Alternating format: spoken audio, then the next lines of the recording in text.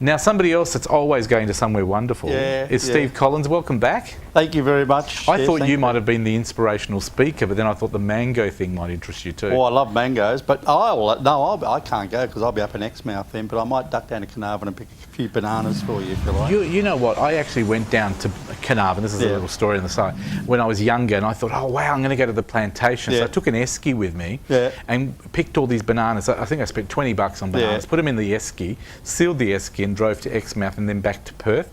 Only within 2 days. When I opened the esky, the bananas were black. They ripened very quick.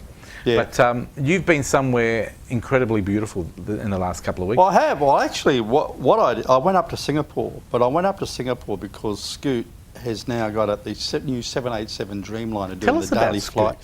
Well, Scoot, it's a budget airline based in Singapore.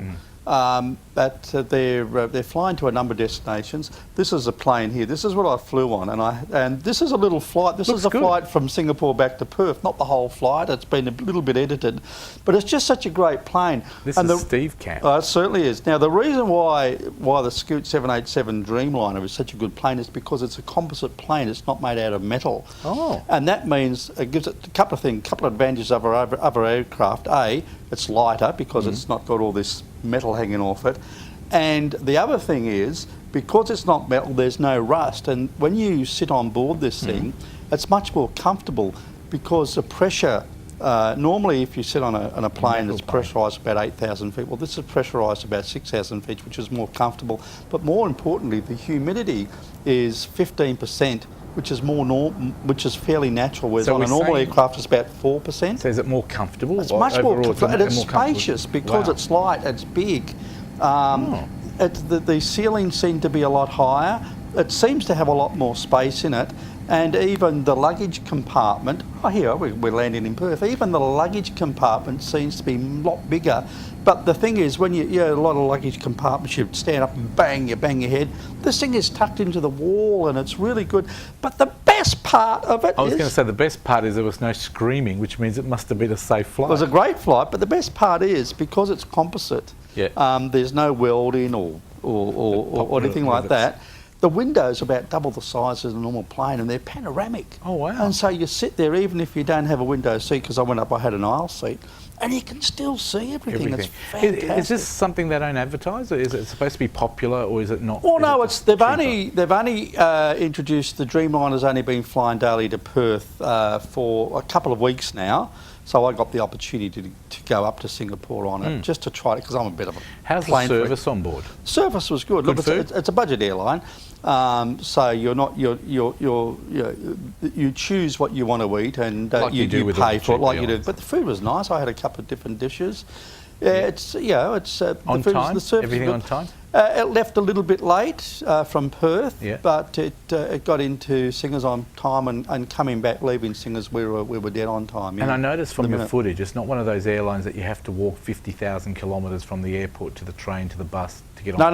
No. You go straight on. You go straight into the air bridge. It lands at Changi Airport, which is the main airport. No, you just get off through it, and the thing about Singapore is you're through customs and immigration in a matter of minutes. 2 minutes for me to go through. And did you like Singapore? Because I've actually only been there as a stop-off. Yeah, I do. What's so special about Singapore? Well, Singapore is evolving all the time, and I found the best place, and this was called Gardens by the Bay. Now, it's in a big area. It's out called Marina Sands. Now, you may have seen the big hotel there. These are the sky trees here. This is an enormous garden, but there are several aspects of this garden. These are the sky trees you can walk up. This is the flower dome. This is a monstrous, great big glass house, and it's got all these theme plants here. It's got an Australian theme, and you get the West Australian plants, the woolly bush, etc., and the grass trees there. It looks beautiful. It's got a California. They had a tulip theme going, and the tulip theme was centred around fairy tale characters. There's Red Riding Hood, for instance, and there's all these magnificent tulips. Whereabouts is this? This is on Marina Sands. It's called Marina Bay. Okay. And look, they've got Cinderella's coach, and they've got the Seven Dwarfs house, etc. It's just fantastic, surrounded by all these tulips. And then you go upstairs and they've got a Madagascan thing where they've got the baobab trees and cacti and stuff like that. It's just an amazing place. And then after this, they've got another big pavilion called the Cloud Forest. And we'll get to the Cloud Forest. I mean, you have to see this place to believe it. This is the Madagascan one. This is the one on the top. This is the one on the top. It looks incredible, It's incredible. And this is the Cloud Forest. This is 7 stories tall, this indoor mountain with this massive, great big waterfall that comes off the top. Wow. You get an elevator to the top, and look at it. You've got all these walkways up here, and if I tell you what, if you're scared of heights, this is not good, but it goes right up and up and up. And you walk out on these walkways to see them. Yeah, this is at the very top. It was just amazing. Are you put off by heights and stuff or not? No, I was all right because I was bending over to take. Okay. Not a lot of people were doing that. What would be the reason if you had to go to Singapore? What would you encourage people to go there for? Food. Good. They have markets and good shopping. Yeah, everywhere. I was staying at a place called the Ibis Singapore on Bencoolen, which is it's near Bugis. Now, there's various areas in Singapore. Bugis is well known for its entertainment, well known for its shopping, well known for its food. Food everywhere. And the hotel I was at was only about a 4 or 5 minute walk to Little India, which is very Indian. They've got the Indian shops there, you've got the Indian food, the restaurants, a lot of gold up there. They will go in there and invest in gold. And from there I caught the train direct to Chinatown, where you get great food. But I've got to tell you about the Ibis, Singapore on Bencoolen. I'll tell you why, because it had the most fantastic new innovation. It was called Handy, and when you get in there, there's this phone there, and it's a Samsung Google phone, and it's preloaded with attractions, restaurants, all on maps, the phone. All on the phone. You can take it with you when you wander around Singapore. But the other thing is, you can make free phone calls from it.